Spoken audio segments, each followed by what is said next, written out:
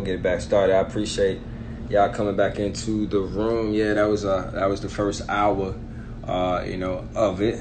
So I'm pretty sure we can still run it back. Miss Super Nerd is coming back in the room, and before she does, I do want to let you guys know that May 17th we will be doing a master class on the mindset of manifesting. So you'll get some really good information from myself, but more dominantly from this wonderful young lady that we are blessed to have on the live with us today. So I'm bringing her back in. We're gonna get that going. But I definitely want y'all to get into this course. I'll have a link up later today where you can get in the early bird special. Those will be $15 for the early bird special. I'll have the link and I'll post about it a little bit later. But listen, this information not gonna stop. She has so much great goodness, and you can see that personality is just something else. So, but we're gonna be talking about the mindset of manifesting. And so mark your calendars for that. That's May the 17th. That's a Sunday, and it's gonna be a great time. So more of that information to come. Yeah, but I appreciate y'all for that quick promotion break. So we just come back to where we started at, stopped at rather. I was asking if y'all can Stop with a 16-page dissertation? yeah, just do a little No. cease to exist, No. type of No. thing. Why? No. Why not put it Because in an email? if you look back on the communication that you've had with the lady in your life, everything in that 16-page dissertation she's been saying, you have not been listening and paying attention. So since you don't understand single sentences, I'm going to give you the playbook. Okay, well then if you're gonna do that, why y'all just want? If you're gonna send me an email, I just want it as an email. That's all. I just don't want a text. I don't want an email text because that's why you're always on something your else. phone. You're always on your phone. You're always on your phone. You're always Right. So double then tapping. I'm gonna send an email. Put it in a Gmail. Don't send me no text No, that I got to scroll for 2 days. no, That is so no. Because then annoying. you're gonna lie and say that it went to the updates folder and you didn't see it. I know what a read receipt looks like. I'm sending a text message. I don't give a fuck what you say. Man, if you gonna send me a text, you remember when the text is only could be like 150 or 300 characters? Like that was a text. A 16-page is a dissertation. A 16-page is a thesis. You got paragraphs and shit. No, you know. And references. What do you mean? Right. I got You got an sources. index in your text message. You do just go ahead and send me a thesaurus in an email. No. That's all I'm asking. No. Now I'm just gonna be very honest, ladies. I'm lazy. I'm not even doing that. I just block him. But for those of y'all who if I said it twice, I'd be like, you know what, I'm taking a look back at the exchanges that we've had, and it just appears that right now is not a time where you want to invest in this situation, and I appreciate that. I hope that you find a woman who's worth your investment, and I wish you nothing but abundant blessings. May God bless you with many sons. Take care. Block. All because you ain't respond to this college-ruled paper. Oh, no, I'm not into college rule. College rule is what I did in college. I don't do that. So and the point of all of this is communication. So if I say something to you in this time of COVID, right? We swipe right on Tinder. I'm not petty. I'm direct. We swipe right on Tinder, and we have a couple of conversations. You're feeling me. I'm feeling you. I ask you a difficult question, right? I ask you, how are you working past your childhood traumas? That's a difficult conversation, right? That's the whole conversation. Because at some point during the conversation, you told me that your mama ain't shit. She left you. She didn't love you. She was never good to you. And then I go, you know what? I'm really sorry that you experienced that. So I'm just curious. Now that you're 35, how are you working through your childhood traumas? Like, are you getting support for that? Which is really a great intro conversation, especially to see how someone's working through their own mind and how open and honest someone's willing to be with you. Because we all have traumas. So now, it's not even. If your response is, "Nah, I'm good. I don't give a fuck," red flag. Exactly. Red flag. That person is immediately unqualified to be in a relationship with you. And I'm going to tell you why. Okay? If you had the wherewithal to ask that question, that means that you have an awareness that, number one, you are not a rehabilitation center. Number two, you are not qualified to assist him. And number three, you would be supportive in him getting the assistance that he requires. If his response, because he is so deeply embedded in his toxic masculinity, he thinks that therapy is what white people and bitches who don't know how to control their feelings go and get. You don't want to be in a relationship with a man like that. We're not going to entertain him. Ladies, what you're not going to do is you're not going to start trying to Iyanla Vanzant a grown man.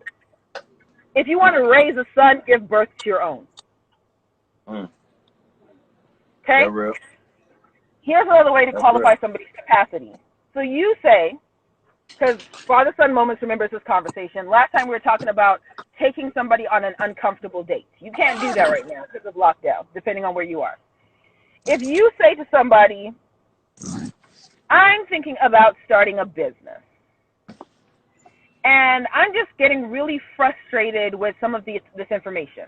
Number one, pay attention to whether or not the person is invested in what you're attempting to do, what your goals are, and what you're attempting to build.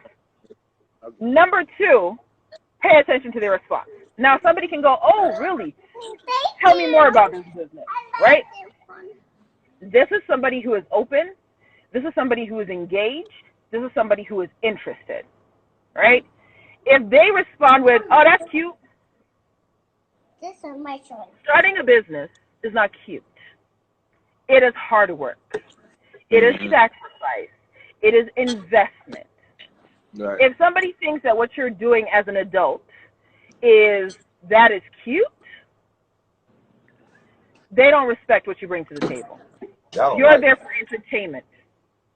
Y'all don't like being called cute under any scenario. Like, I've definitely seen that. It don't matter if someone was looking at you and I told someone that something that they was doing with them and their daughters, like, "Oh, that's cute, y'all cute." And she was like, "Cute." Y'all did not like you're talking to another adult. Cute are puppies. Cute is My Little Pony. Cute are Furbies before they get wet. How come y'all can say what me and my kids is doing is cute? First of all, I've never said what you and your kids are doing is cute, so I don't know what you're talking about. I'm just saying that as an example, y'all can definitely say, "Oh, you and your daughter, that's so cute." But if I say, well, what were you you and doing? your daughter is so cute, and referring to a female, and now y'all what be were like, you "Don't doing? call me cute." What were you doing with your daughter when you got that statement? Something cute. Something what? Something cute.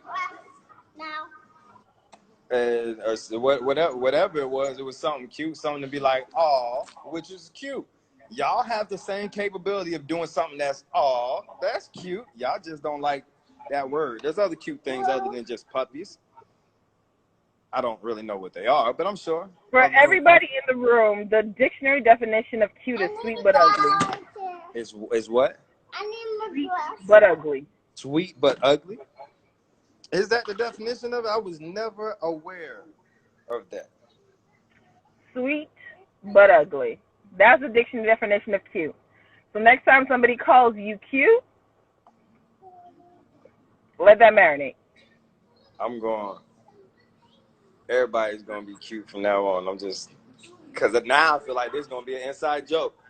You don't even know I just called you ugly. So back to qualifying somebody's competency or capacity to be in a relationship with you. So you tell them, "I'm starting a business. I'm going back to school. I'm applying for this job. You know, it's really difficult. Only the top 100 people in the country ever get an interview. I'm applying to get into NASA. I'm pitching a business grant to Google. Mark Zuckerberg wants to be on a phone call with me on Friday." If the person's response to something that is so big and so important to you is, "Oh, that's nice. Oh, that's cute. Yeah. Oh, okay," They're not doesn't interested. show the interest. Ask more questions. They're You know, not try to interested get. in you. Yeah. What they're interested in is your capability to help them bust a nut. That's why they swipe right.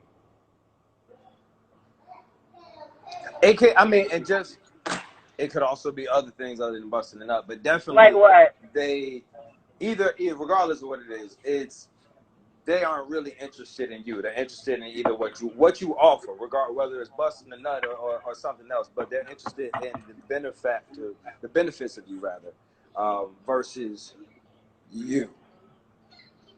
So I'm with you there. Go ahead, keep going. So that is step one to qualifying somebody in terms of dating in the time of COVID. You have to ask difficult questions. You have to be aware of what your personal values are. You have to be aware of what your priorities are. You have to have a personal vision. You have to have clear-cut goals. Because the reality is what you're asking for somebody in a relationship to do is partner with you on the mission that you're on. Now, you may not want the exact same things. You may want to be a cardiothoracic surgeon, and he wants to own 16 hot wing spots. But you both have goals. You both have a vision. You both have a plan. You both have a very clear idea. Now, if you want to be a cardiothoracic surgeon and he wants to be out here selling buffalo wings, your conversation may not be aligned. But if you're asking difficult questions like, what are your values? What's important to you? What is that about? Is she okay? She just whining about random toys she don't see in front of her. If you don't have any form of synergy with your values, any form of synergy with your priorities, any form of synergy with like a general outcome. If I ask you, what do you want your legacy to be as a man? And your response is, I just want to be the realest nigga you ever met.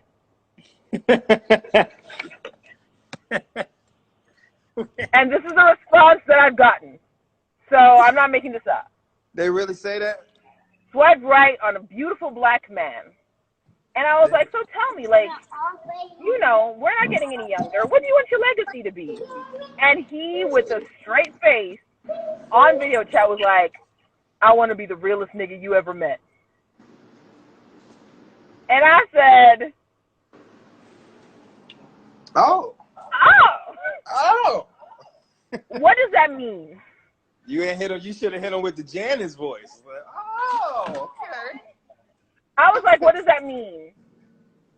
And he was like, you know, I can just tell, you know, you haven't ever, you know, met a real nigga in your life who gonna treat you the way that you want to be treated, who gonna hold you down the way that you need to be held down, and I'm gonna show you that, you know, I'm a real nigga. I'm gonna be the realest nigga you ever met. And I said, now wow. if you out here trying to meet niggas. And I said, wow. So off of this 5-minute conversation and you reading my 300-word bio on Tinder, you believe that you going to be the realest nigga I ever met. That's your legacy. That's how you want the world to remember you. That's what you want your grandchildren to say about you. That's what your community is going to say. That's what's going to be on your tombstone. The realest nigga you ever met. I was 34. It was last year. Damn. And he was 37. She also live in Toronto, man. They do shit differently there, man. They. He was from New York. Oh, all right. He got family in Toronto. He was born out there by you, because that's some. No, he was born in Philly. Oh, well, that makes sense. That's some Philly nigga shit, son. What you mean? What you mean? No. So see, that was for me. That's a difficult question. When I am meeting somebody online, I ask questions like, "What makes you happy? What is your greatest fear? What is your deepest wound? How do you want to be remembered? Mm-hmm. What does respect look like to you? Do you know your credit score? Do you, sir, know your credit score? I don't need to know it. Do you know it? When's the last time you got a full physical? A full one? a full physical. Now people are always like, oh, somebody is like, oh, that's really invasive. You can't ask people. And I said, I didn't ask for the test results. I asked, are you aware of what your current health standing is? Do you know if you have a pre-existing condition that could have you on a stretcher next week? Because hospitals are not built for black people. Are you taking preventative measures if you know that in your family there's a history of cancer, diabetes, hypertension, depression? Are you doing what is necessary to honor yourself and your temple to take care of you? Because if you don't take care of you, I can't trust you to take care of me. That's real. That is so real. That is so real. And fellas, you should be asking the exact same question. I don't care how cute she is. I don't care how much she exfoliates. I don't care how fat her ass is, how small her waist is, because she could have gone to Dr. Miami for that. Ma'am, do you know what your health is? When's the last time you went to a dentist? When's the last time you got your vision checked?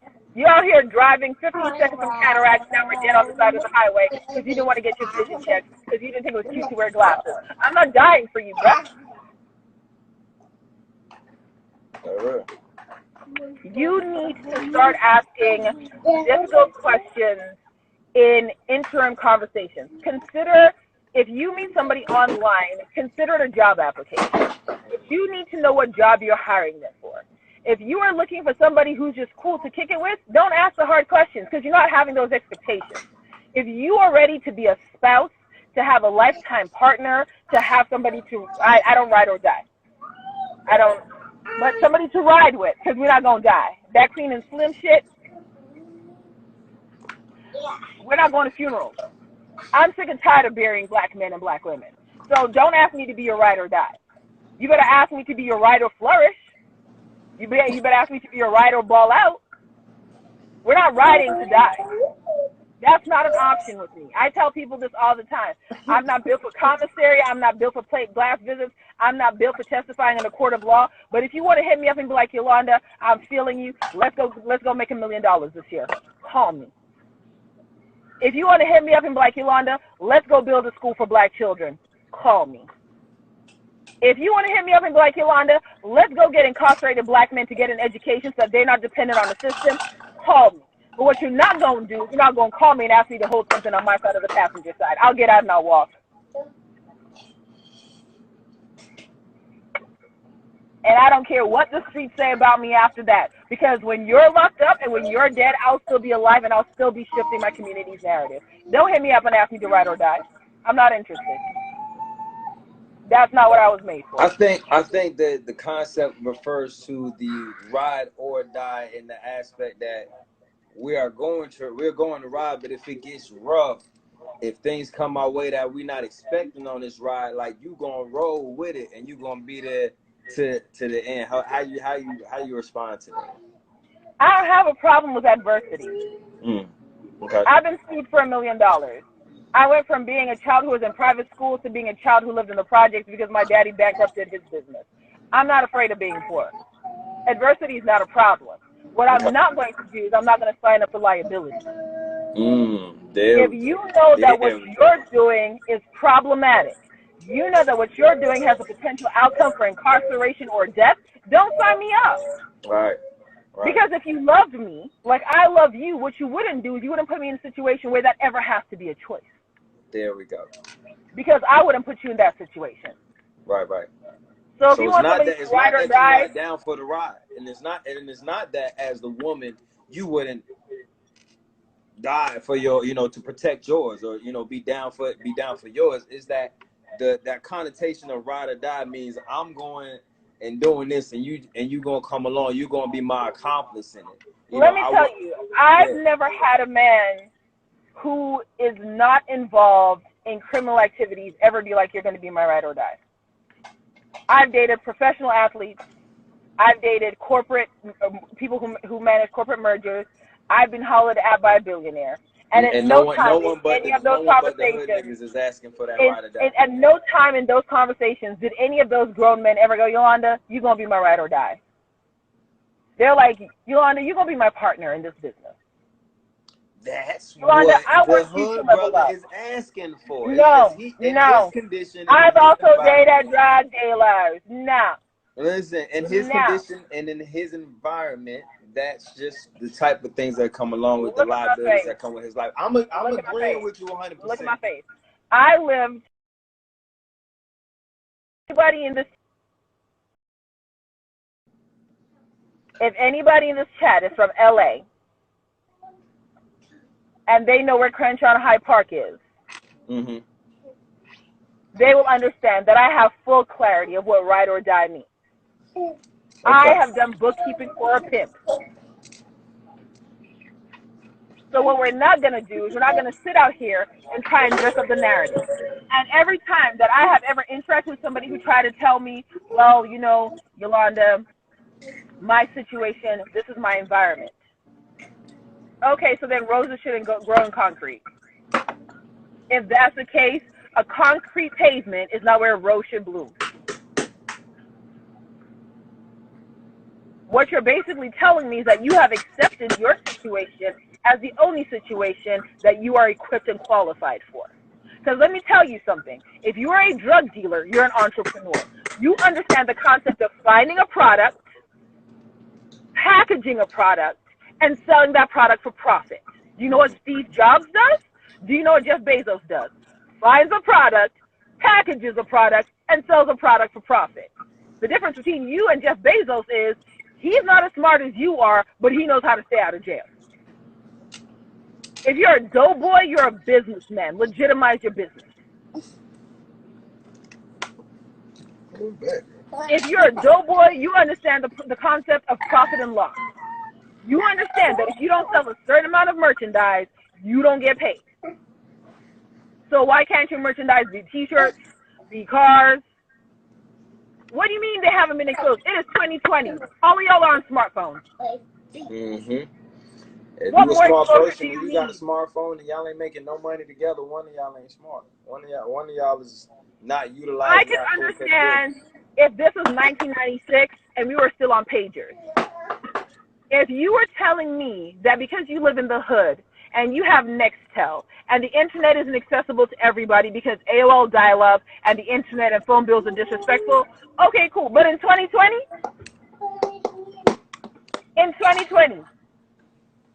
in the land of we can stream everything, you want to tell me that you don't have exposure to information and opportunity. Dare Grace would bitch slap you. Master P would clavicle chop you. Right. Biggie Smalls would give his left nipple to come back from the grave right now for the level of access to information he could have right now.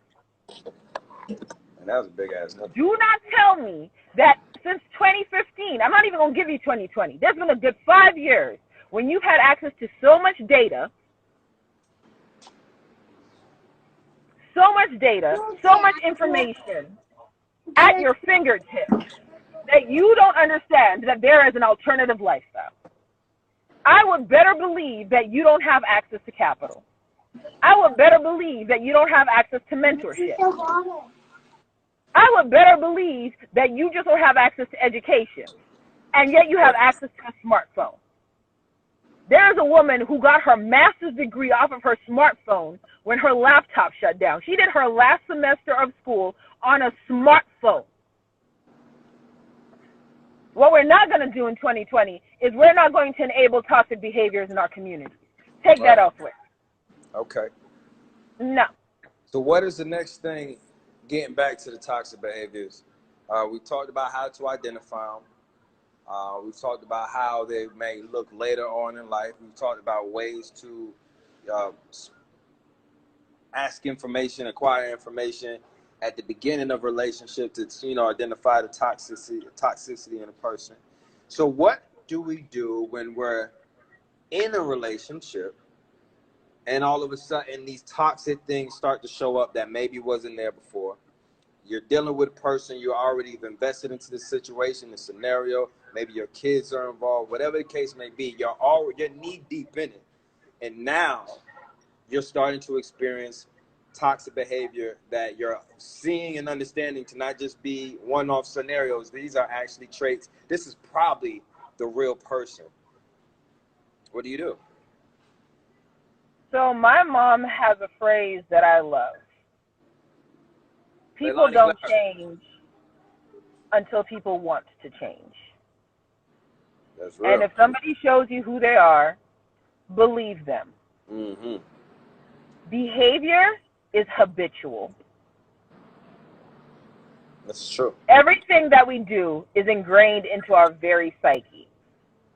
Behavior is habitual. We don't just suddenly show up with new behaviors. We've always had them. Right. So if you saw a glimmer of that behavior, you check it when you see it.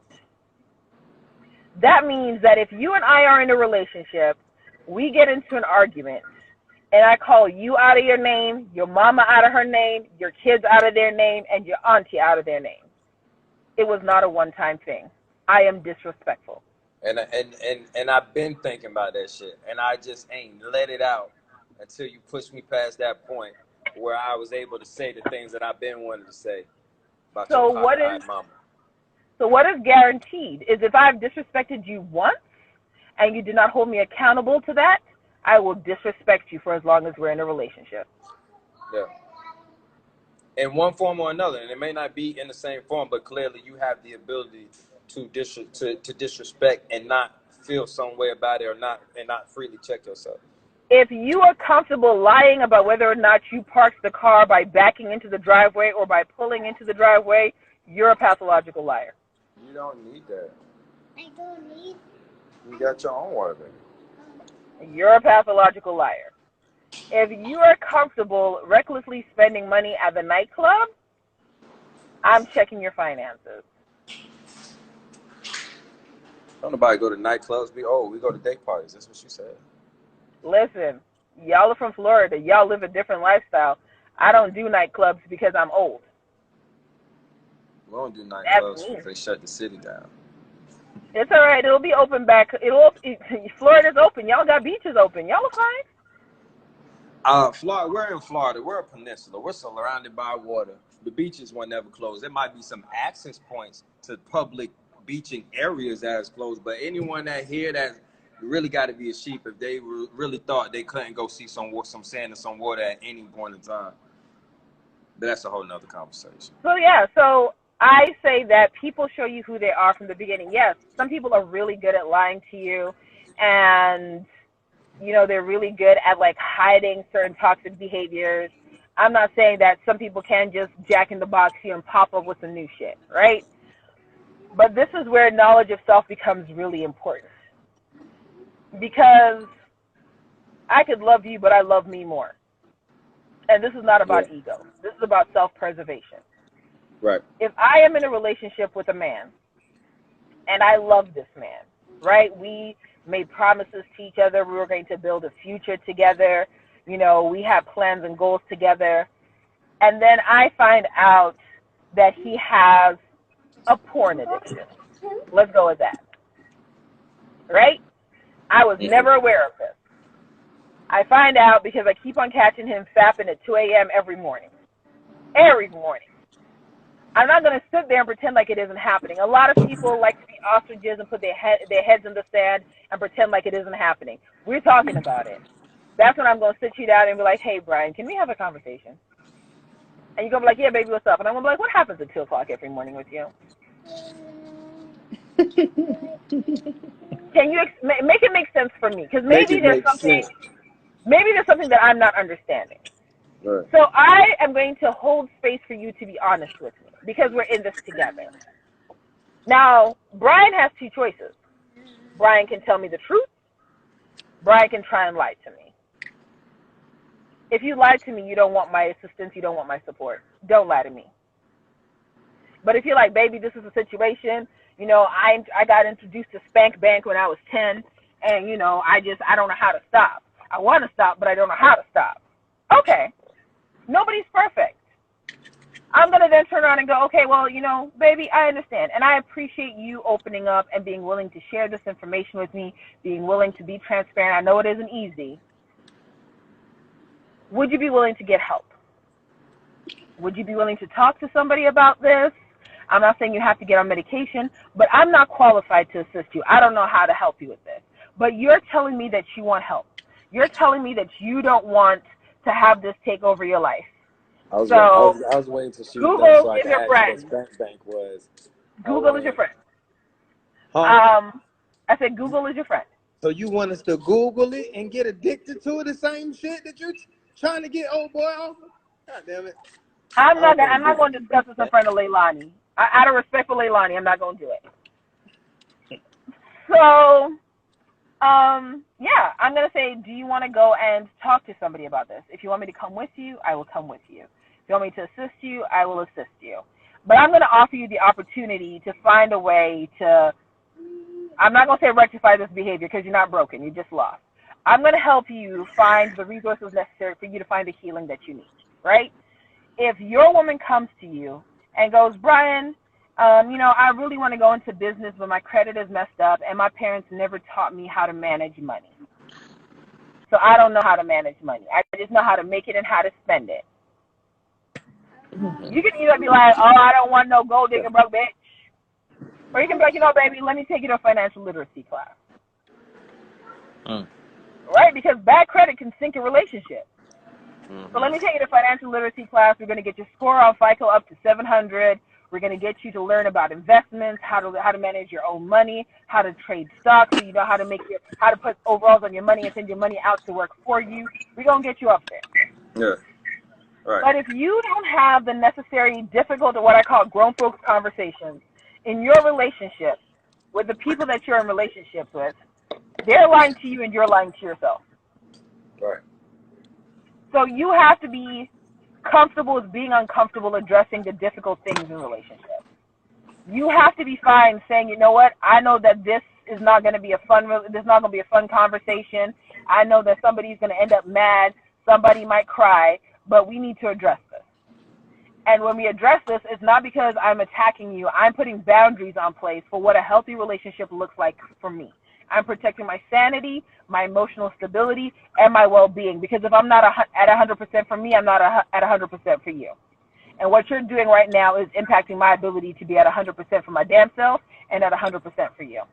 And if I have children, what we're not going to do is I'm not going to allow another adult to come into my life and compromise my ability to be a great parent. So we're having this conversation. And that's how you address it. And my favorite analogy for that is you could be in a situation, we're at a date party again, you're with your girl, she's wearing them cute red bottoms, her legs look bomb in the shorts, ass sitting just right, but she puts her foot on your foot. That red bottom is working its way through your feet. You have two choices. You can shut up and just pretend everything's okay because she looks good. Or you can, lean over and be like, hey, baby, you're stepping on my foot and it hurts. She then has two choices. She can be like, okay, Ann, but I'm comfortable. Let's not forget, you're in pain. Or she can be like, I am so sorry. I was not aware. I apologize. Do we need to go grab some ice for you? I didn't know the first one was an option. She could really be like, so? But there are people in relationships who are like that. You tell them, it hurts my feelings when you say this, and they'll be like, well, that sounds like a you problem. Yeah, that's true. That's true. That's you really tell true. them, I don't like it when you run the streets with your homegirl because your homegirl, she's real disrespectful, and she's tried to step to me, and she goes, you just don't understand. She my homegirl. We've been friends since we were 5, so, you're just going to have to be all right. But she ratchet, and she smells funny. And every time you come back... That's my best friend. I can't even believe you talk about her like that. You rude. Listen, Keisha. Felicia... car smell funny, and every time you get in the car with Felicia, you come back smelling like roach spray. But I bathe. Huh? But I bathe. I'm clean. I'm clean. We live together, Brian. What's your problem? I can't even deal with you when you do that. I really can't. I can't. But there are people who will say that. There are people who be like, I could come to you and be like, Brian, baby, I love you, but your homeboy, he makes me uncomfortable. I don't like him coming over here. Right. Now, you and homeboy have known each other since the sandbox. That's your boy. I, as your woman, I know that I'm new to this. I'm not true to this. I didn't come from the sandbox with you. But you've invited me into your home. We now live together. I tell you that your homeboy makes me uncomfortable. And you go, man, you'll be all right. You know, he's just a little crazy. Then you see me on the news because your homeboy kidnapped, raped, and killed me. Do you know how many stories like that come out? And on some real shit, I definitely experienced that in my own life 2 times. That the woman in my life let me know about 2 separate individuals, and she was right about both of them in terms of the energy that she received from them, the way things that she peeped about them, and like one of them in particular, she was like, I'll never forget. We was in a club, and I was young. I think I might have been probably not even old enough to be in the club at this time, so I was probably like 17, 18, and she was like, yo, don't leave me, like don't walk away, don't leave me here with this person, because I don't like the energy and the way that he looks at me when you're not around, you know. And that was the first time, and again, that was early in life, so that was the first time that I was like at this fork in the road with who I was going to listen to or pay attention to and how I was going to handle that. I mean, on both times I sided with my lady because that's what made sense. But even the other individual that she was like, yo, I really don't like that person. I can't even tell you what it is, but I don't like that. I don't like the vibe. I don't like the way that they even are with you. Like, later life revealed that person was really a shitbag of a person. Energy never lies. Energy never lies. So, yeah, like, if somebody is willing to stand on your foot until you bleed and until you're crippled, because that's what happens when you're in a toxic relationship and somebody is not willing to repair their behavior so that relationship can be healthy. When somebody goes, well, this is who I am, so you're just going to have to deal with it. I don't give a damn that it hurts you. I don't give a damn that it's detrimental to you. I don't give a damn that it's destroying your dreams, your mental well-being, your relationship with your friends and family. What happens is that heel is going through your shoe. It's going through your foot. It is fucking up your tendons, your nerves, your bones, and now you're crippled. And you know what that person can do? They can take off that shoe and walk the fuck away, and they'll be all right. And be like, I don't want no crippled ass nigga. You crippled me. Like, yeah, it'd be like that. It really be like that. So you need to stand firm. And this is not to say that you can't compromise in relationships, but you need to stand firm in what your non-negotiables are. So for me, my non-negotiables are don't lie to me and don't waste my time. Anybody who was in the live last time will tell you, I tell people there's a lot of things you can play with when it comes to me. You can play with my hair. You can play with my booty cheeks. You cannot play with my money. You cannot play with my family. And you cannot play with my time. But you let them play with your hair and your booty? Those are examples, Brian. I'm just trying to understand. That's all. I don't know how they do it in Canada. I'm really inquisitive. That's all. It's all right. I'm going back to my convent after this. I'm a nun anyway, so they don't even know that I'm out here running these streets. Fine. Ain't nobody playing with my hair, no my booty cheeks. But yeah, don't play with my time. Don't lie to me because I think that's disrespectful. What you're basically saying is that I'm not intelligent enough and I'm not mature enough to handle the truth, and I should be lied to. So now you're calling me stupid and incompetent. You assume we have a problem. And don't waste my time. I'm never going to get this time back, so don't waste my time. You do those 2 things, I don't even tell you you're blocked. You'll find out you're blocked the next time you call me. Like, you call and you'll hear, this is the guy you're attempting to reach is unavailable. Please hang up and call again. Do it again. Do it again with the voice. The subscriber you're attempting to reach is unavailable. Please hang up and call again. I swear I called you the other day and thought you was playing. It was your real voicemail, but I thought you picked up the phone and it was playing. You do that really too. You do that too well. That's why I like that's what you're gonna get. Awesome. You asked me a question the other day that it made me stop and say, damn, I gotta think about that. And so I wanted to bring it up because as we was talking about different ways to qualify people and different ways to really see what someone's mind at, and I just thought about it because you mentioned it. You remember, you know what question I'm talking about?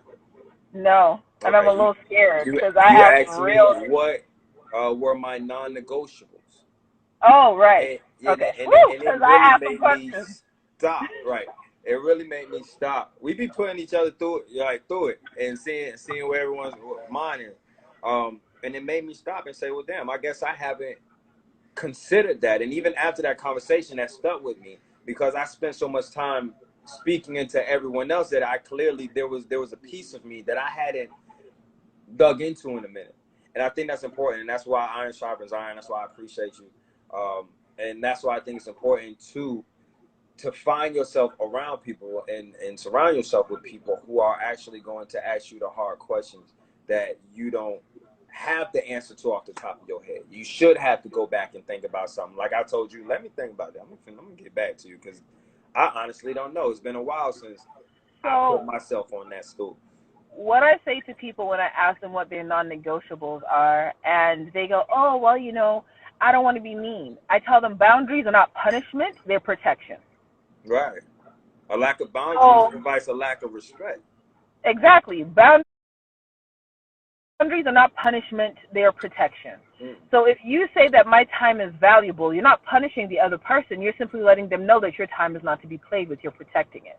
Right. There is no difference between you saying my child is the most precious human being on the planet, I'll kill for them, and you saying my time is the most precious commodity to me, don't waste it. Because if anybody disrespected your child, you're not going to sit there and be like, well, I don't want to be mean because you hurt my baby, so, you know, could you just stop? You go for the throat. Yeah.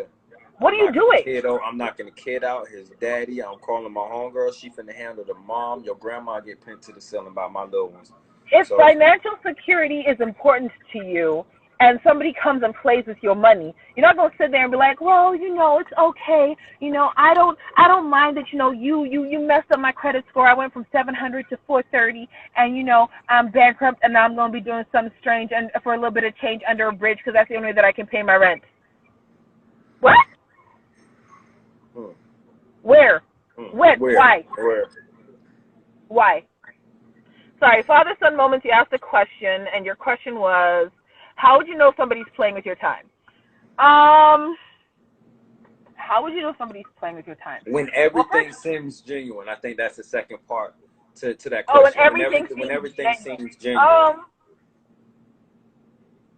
See, y'all be asking those questions, and I don't have context, so I'm really uncomfortable answering those questions. I kind of have a little bit of an answer to that. Okay. A good way to know, and this really piggybacks off of an example that you said, and you know, if someone's telling you about their goals and their dreams, and they just saying it's cute. So along those same lines, like when you start to talk about yourself or speak on things that matter to you, and they aren't interested in being in that picture, that person is clearly just there for the moment in their mind. Because if someone's there and trying to actually be a part of your future, like they're going to try to place themselves in that picture. If you say, well, where do you see yourself in 5 years? And sweetheart, he doesn't include you in that explanation, then that's obviously not where he sees himself in 5 years. There's an asterisk to that, because if you just met the person, they may not see you in their future. Well, so sure. That should not be an expectation. Absolutely. Now, if you ask that question 6 months into getting to know somebody and they don't see you as part of that picture, you need to just go ahead and remove yourself. Yeah, but I think people really show us how they feel about us. And I think a lot of the times we're trying to see what we want to see in that situation, and we kind of blind ourselves to realities in the situation, trying to acquire what it is that we want on the other side of that fence. But people generally really let you know. But this is why how thorough they really rocking with you. But then this is also why it's really important to go back to what I said during the last live, which is knowledge of self. You have to be so familiar and comfortable and in love with who you are as a person that the cosign is a bonus. It's not a necessity. Right. A lot of people haven't done what I call shadow work, which is really facing the darkness that you have to deal with, whether it's childhood trauma, your own toxicity, your own self-limiting beliefs, negativity that's been instilled in you based on, how people around you talked, whatever it is. If you haven't done that work and you consistently only feel valuable when other people tell you that you're valuable, if you don't look in the mirror, and it's funny because you and I had this conversation, you were like, go look in the mirror and say that you're awesome. And I was like, okay, whatever. But if you don't, Did you do it? Hell no. I didn't. I'm not going to lie. But if you don't, in all seriousness, have moments in your life where you can look at yourself and be like, despite my bullshit, despite my scars, despite my brokenness, because nobody's perfect, and it's okay that you're not perfect, because everybody is a masterpiece and a work of art in progress simultaneously. Mm-hmm. Somebody thinks that you should be in a museum to be admired and respected and looked at as a valuable, priceless piece of art, and somebody else also recognizes that, you know what, you're unfinished. So you're amazing as you are right now, but when you get done, baby, whew, they ain't ready. You understand? And you need to be that person first. You need to understand that you are invaluable. Like, the world would not function the way that it needs to function if you are not present in it. Right. You are a necessary part of an intricate tapestry. If you pull a thread on a tapestry, the entire thing falls apart. So every person who is in this chat, who is ever going to see this live, you are beyond necessary. And you need to understand that. You are beyond precious. You're beyond valuable, and you're beyond beautiful as you are. And you have every right to not be perfect. Because your work on this planet in this moment is to pursue your greatest self. And you don't pursue perfection, you pursue excellence. There is a reason why Apple dominates the market. Apple didn't say we want to make a perfect phone. They said we want to be the best phone. That is excellence. Yeah. So your life should be a constant and voracious pursuit for excellence in yourself. And then if anybody else externally, whether it be your mama, your kids, your girlfriend or your husband, whoever it is, comes in and they co-sign that pursuit of excellence, boom! That's awesome. We all want a cheering section. Nobody wants to do this shit in a vacuum. But if somebody does not support and feed into and co-sign your excellence, if they are a liability, meaning everything that comes out of their mouth is to your detriment, walk away. Yeah, absolutely. Because you deserve better. Absolutely. For sure, for sure. So find your non-negotiables. And if people don't respect them, they're not the people you want. I could be on Basketball Wives right now. He was a crackhead, literally. Did he have money? Yes. Did he have a big dick? Sure. Was he a liability? Hell yes. And what I wanted for my life, what I wanted to experience, what I wanted my legacy to be, did not permit me to co-sign a toxic individual. They're rooting for you, but in a negative way. I can't root for you in a negative way, pretty weirdo. I can't. If I love you and I want what's best for you, and I know that I'm a liability for you, if I love you, like truly love you, because true love is unconditional and does not come with requirements. It's absolutely selfless. And I want to see you flourish, I'll fall back. If I'm the problem, I'll fall back. That's what real love looks like. That's what the sacrifice in love looks like. Right. Because I love you enough to know that you deserve more than I can give you. And I love you enough to know, father-son moments, that if you don't want to do the work, I can't save you. This is your life. Yours. I'm just a witness to it. My favorite quote about relationships and love is that when you marry somebody, you're inviting somebody to be a witness to your life. Mm-hmm. You're not inviting them to drive your life. You're not inviting them to manage your life. You're not inviting them to fix your life. Do you know what a witness does? A witness stands to the side and says, I see you.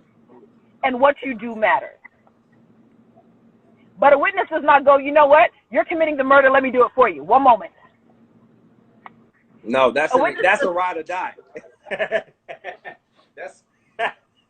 That's a ride or die right there. So if you love somebody, I have family members, love them to death. If they called me right now and they're like, Yolanda, Don't ask no questions. Be at this address. After dark, wear all black and make sure that your hair is tied back so there's no forensic evidence. I'm going to show up. That's my family. But what we're not going to do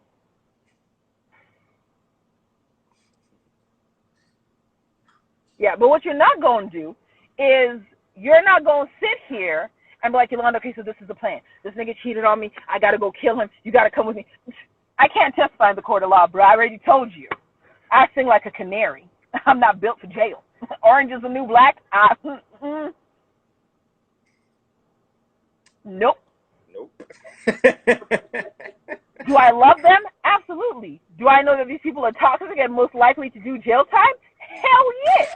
So do I kick it with them? Hell no. Doesn't mean that I don't love them. Doesn't mean that I wouldn't move mountains for them. We just can't kick it. And it's okay. What you want? What you want like that for? What's wrong? I can't make a cat. You can't. Does anybody else have any other questions? No. Well, let's fix that. We can make a castle. What you want to make a castle out of? All right, we'll warn you guys. There's a high possibility this live is about to go off again. Is it? Yeah, we are pulling up to almost that hour time. I appreciate your timekeeping skills, Queen. So you'll do the work as long as you have plausible deniability. I'll do the work that doesn't send me to jail. You're more likely, if you're my friend who's committed a crime, to hire me as your lawyer. I'm not going to jail. I don't actively seek to commit crimes. Like, I'm not ever going to lie to anybody and be like, yeah, you know. I joke with people all the time when they first meet me. Yolanda, what do you do for a living? I rob banks and I smack hoes. Why are you worried about what I do to get money? But will you actually ever see me hold up a bank? Hell no. Will you ever see me put hands on another human being? No. I don't like fighting. I like lawsuits. So you're like, listen, and I don't do frivolous lawsuits. I said y'all like frivolous lawsuits. Oh, okay. But what I'm letting y'all know is, if you need me as somebody who I love, I will be there for you in your moment of need. What I'm not going to do is I'm not going to co-sign toxic and detrimental behavior. Makes sense. We're not doing that shit. Right. And I'm okay saying no. I'll say no to my mother. She knows. She calls me out some foolishness. I'm like, baby girl. And I call her baby girl. I'm like, boo, I love you, but no. Right. And she gave birth to me. I'm the only natural birth my mother had. All my siblings were C-sections. Okay, my mother had to get stitches because of me, and I'll still say no to her. Your head big as shit. If it's detrimental to my well-being, if it's toxic to her well-being, I'm not co-signing that shit. And I love you enough to say no. So, yeah, we're not going to jail. My squad will tell you, we don't go to jail. My circle will be like, you want somebody to commit a crime, don't call Yolanda. She ain't doing it. I ask way too many questions. Way too many questions.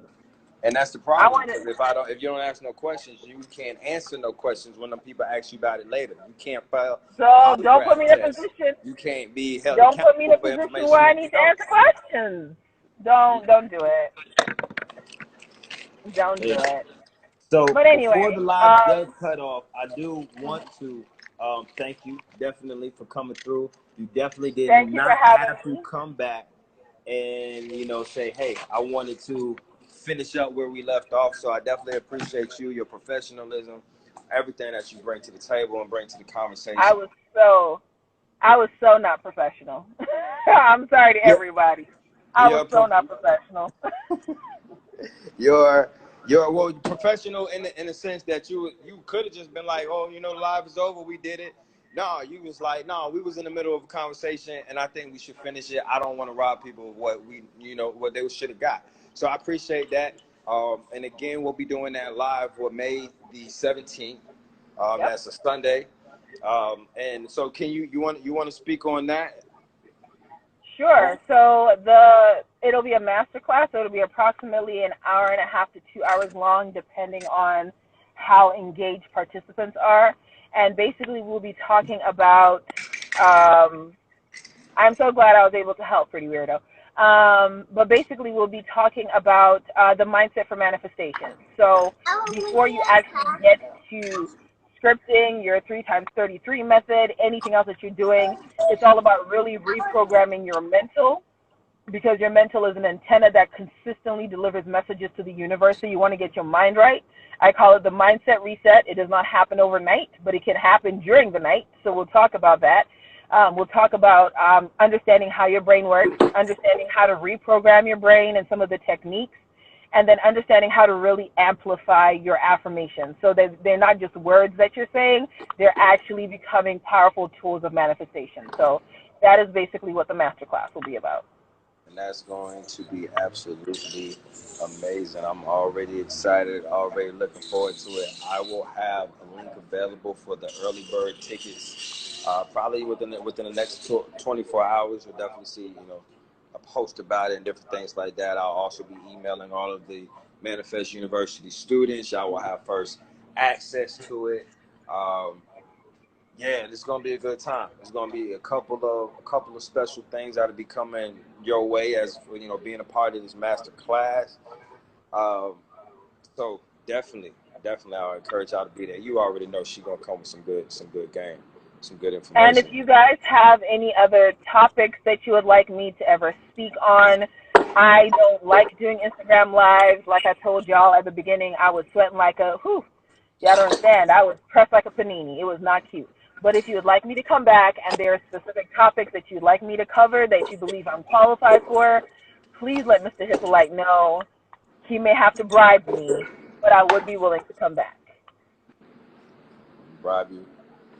I'm gonna bribe you with that drink that I was going to buy for the pit bull frame. What was the name? What is gaslighting? I don't know if you have enough time on this live, but I can quickly answer that. So gaslighting is basically the process where somebody invalidates your feelings. So case in point, father-son moments, if you say to somebody, you don't respect my time, they turn around and they go, it always hurts my feelings when you call me out on respecting your time because you just make me feel like shit and you don't love me, and why do you hurt my feelings? And it's like, wait, so I'm wrong for telling you to respect my time? That's what gaslighting is. That's like a really quick example of gaslighting. So it's basically when somebody invalidates your feelings, then turns around and guilt trips you into believing that they're the victim for their benefit. Right. That's gaslighting. And that is your fault. Yeah, Yeah. It's never their fault. They're always the victim. It's very much flipping the script. So if you're with somebody who does not take personal accountability, with somebody who's like, I'm sorry I hurt you. I'm sorry I disrespected you. I'm sorry that I didn't understand where you're coming from. And your feelings are valid, but they're not their responsibility. But respecting you is a requirement in any relationship. So if you're with somebody who doesn't respect you, and they always make you feel like your feelings don't matter, they make you feel like what you're saying is a lie, they make you feel like you're always happy and authentic, they always make you feel like you're the bad guy when they've hurt you. Gaslighting is like when somebody cheats on you and then they go, well, if you had given me better sex, I wouldn't have cheated. Yeah. But you never told me that you didn't like the sex. So how was I supposed to know? And it's just an excuse. And that works in a relationship, that works in a corporate setting. You tell your coworker. It works in any relationship. We will be better in any relationship form. You tell your coworker, hey, we're falling behind work because you're not doing, your portion of the job, and your coworker turn around and tell you it's what you doing that's the reason that y'all behind on y'all project. Something like that. Like that. It manifests in various forms. Father, son, are you asking me or are you asking Brian? I think he's asking you. You're way more interesting than me. When I was younger, yes, I did. When I was younger, because I didn't understand personal accountability and because I hadn't really done the work. When I didn't want to necessarily do the work to be a better partner in a relationship, whether it was business, familial, friendship, or intimate, Brian, he's asking you too. I have gaslit people in the past. But that's because it was also something that I learned from observing my parents' relationship. So one of my parents was really accountable. The other one was not. And so I learned that toxic behavior. And it wasn't until somebody called me out on it, and then I was in therapy, and I'm still in therapy, and I love my therapist. And I was like, you know, I want to fix my shit. I want to be the best possible person for me, but one day I want to be somebody's wife and I want to be somebody's mother, and I can't bring this toxic behavior into the relationships that I'm going to be in. So I need to be able to do better and to hold myself accountable. And so